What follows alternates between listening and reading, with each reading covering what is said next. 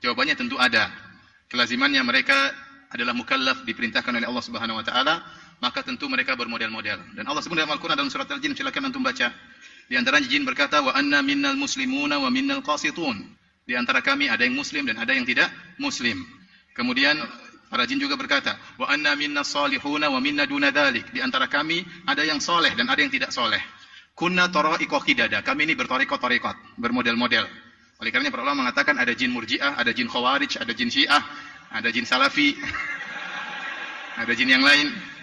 Al-Imam Ibnu Katsir rahimahullahu taala dalam tafsirnya, dalam tafsir ayat ini, kunna tara'iqa qidada. Dia sebutkan riwayat dari Al-A'mash rahimahullahu taala, seorang muhaddits. Beliau intinya pernah bertemu dengan jin, kemudian dia bertanya kepada jin tersebut, "Mar rafidhatu fikum?" Rafidah, orang-orang Syiah, di antara kalian bagaimana wahai para jin?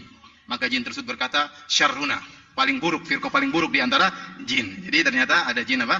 Rafidah. Dari situ kita tahu bahwasanya jin ada yang muslim, ada yang kafir, ada yang beragama yang lain, ya, beragama Hindu, Nasrani dan yang lainnya.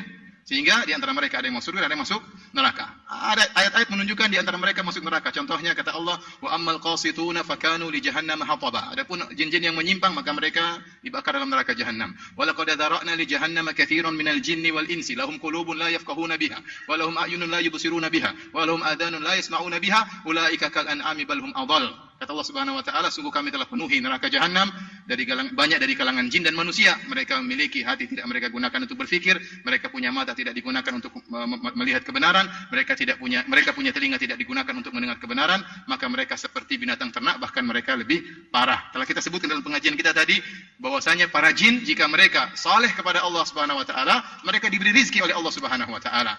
Wa allaw istaqamu ala tariqati la asqainahum ma'an ghadaqa. Seandainya mereka istiqamah di atas jalan yang benar, kami akan berikan mereka rizki yang banyak. Demikian juga di akhirat mereka akan dimasukkan dalam surga. Jadi jin sama dengan manusia dari sisi taklif. Hanya saja para ulama usuliyun mereka berselisih tentang. Ini disebutkan oleh Zarkashi dalam kitabnya Al-Bahrul Muhit dalam usul fikih. Dia sebutkan apakah syariatnya jin sama seperti syariatnya manusia? Jawabannya ada khilaf di kalangan para ulama, namun al-muhaqqiqun, para alim ulama yang ahli tahqiq, ahli para peneliti, mereka mengatakan secara global syariat kita sama dengan syariat jin karena rasulnya sama. Nabi Muhammad SAW diutus untuk manusia di zaman dia dan juga untuk para jin di zaman Rasulullah SAW. Bahkan datang dalam Al-Quran, datang jin mendengarkan ceramah Nabi, mendengarkan lantunan Al-Quran Nabi SAW. Tetapi apakah sama persis dalam segala hal? Maka yang benar kata para ulama tidak sama persis karena ada tabiat yang berbeda. Contohnya jin punya kemampuan untuk terbang, ya. Mungkin cara hajinya beda dengan cara haji kita, ya. Makanya tidak perlu kita tanya, "Ustaz, jin wudunya bagaimana?" Itu bukan urusan ente. Yang penting ente sholat. Ente jangan urusan jin. Kecuali ente mau menikah dengan jin, lain lagi ceritanya.